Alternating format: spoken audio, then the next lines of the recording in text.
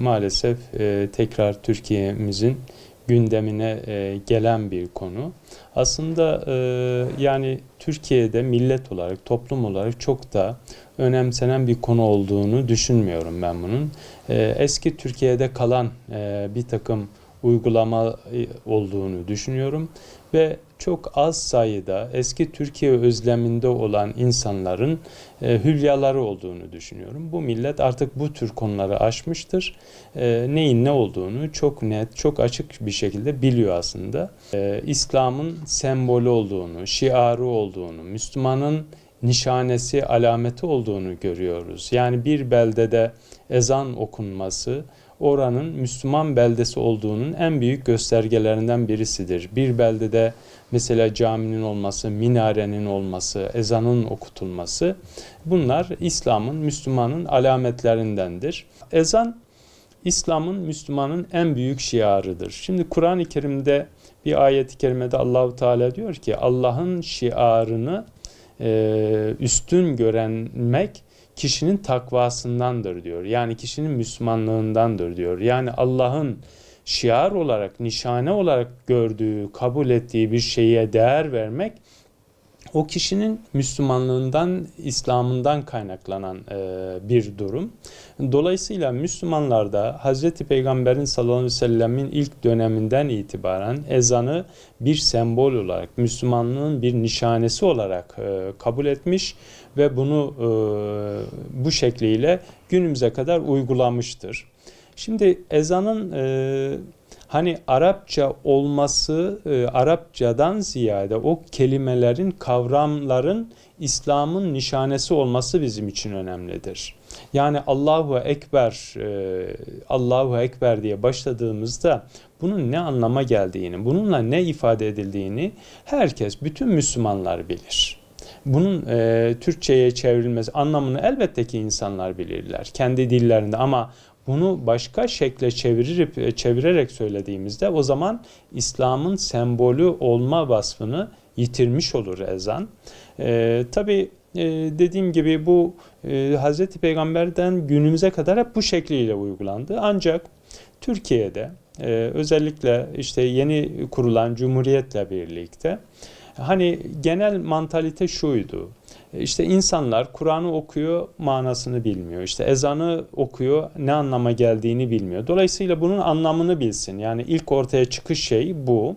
Ama daha sonra farklı amaçlara, farklı şekillere bürünüyor maalesef. Ve 1932 yılında çıkarılan bir yasayla, bir yönetmelikle ezan Türkçeleştirilerek, Tanrı uludur şekline dönüştürülerek, mecburi kılınarak Türkiye'de uygulanmaya başlanıyor. Ne yazık ki 18 yıl maalesef bu şekliyle bir uygulama ortaya konuluyor. Ancak Müslüman Anadolu ahalisi, Müslüman Anadolu halkı bu uygulamayı hiçbir zaman benimsemiyor. Hiçbir zaman bunun toplumsal bir karşılığı oluşmuyor. Hatta yer yer bu Müslüman insanlara bir zulme, bir maalesef baskıya maruz kalan uygulamalara dönüşüyor. Ama Müslüman Anadolu insanının yüreğinde her zaman ezan-ı Muhammedi olarak yerini almış ve devam etmiştir. Yeri geldiğinde gizli gizli, farklı şekillerde yine ezan-ı Muhammedi olarak devam etmiştir. Türkçeleştirilen diyelim ezan hiçbir zaman bu toplumun vicdanında karşılığını bulmadı. Yani ezan-ı Muhammedi olmadı. Tanrı uludur, Tanrı uludur şeklinde okutulan bir ezan hiçbir zaman Müslüman ahalinin, Anadolu insanının kabul ettiği bir ezan olarak görülmedi. Bu başka bir şey olarak görüldü. Ve 1950 o dönem Menderes iktidarıyla ilk yapılan milletin ana talebi olarak ortaya çıkan ve millete, topluma bir zulüm aracı haline dönüşen bu uygulama yine toplumun beklentisi doğrultusunda aslına, yani ezan-ı Muhammedi olarak okutulmaya devam etmiş. Günümüzde de aynı şekilde devam ediyor. Ama zaman zaman Türkiye'de maalesef eski Türkiye özlemi içerisinde olan Ve gerçekte bu toplumun değerleriyle çok da örtüşük olmayan, çok azınlık diyebileceğimiz bazı gruplar, bazı kişiler, bazı yapılar tekrar bu eski döneme özlemle bunu dile getirmekteler.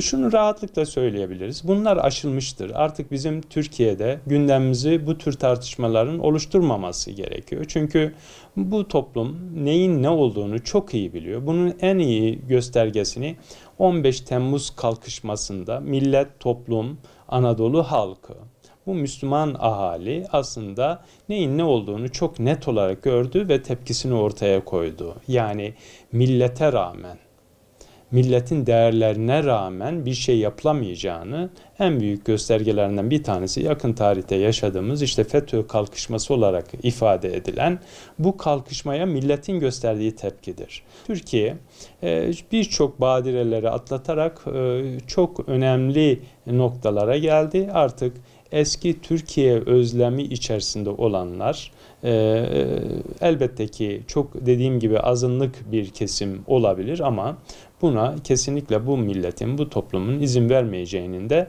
bilinmesi gerekir diye düşünüyorum. Bir de şu var, yani dini alanlar, dini konular bizim istediğimiz zaman müdahale edebileceğimiz, istediğimiz zaman değiştirebileceğimiz alanlar değildir. Bize bağlı olan o şeyler değildir. Hele bu konunun uzmanı olmayan insanların orada söz söyleme hakları yoktur. Bizim en çok göz ardı ettiğimiz şeylerden birisi bu. Bu bir alandır, ihtisas gerektiren bir alandır. Kur'an'da, Hazreti Peygamber'in sünnetinde, kitap dediğimiz Kur'an-ı Kerim'imizdir. Sünnet Hazreti Peygamber'in hadisleridir, uygulamalarıdır.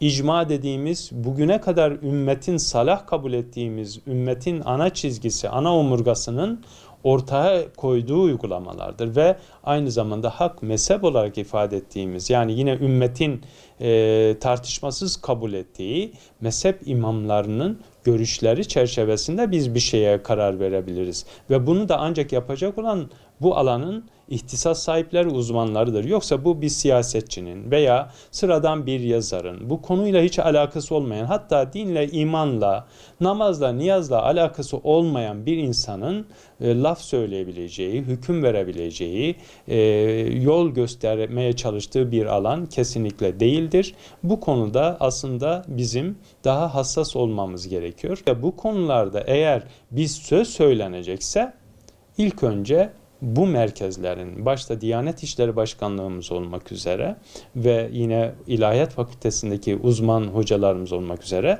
ancak bu konuda bir söz söyleyecekse bunların söylemesi gerekir. Yoksa şu siyasetçinin, bu siyasetçinin veya dediğim gibi toplumdaki filan adamın şunun bunun müdahale edebileceği, söz söyleyeceği bir alan değildir dini alanlar, İslami konular.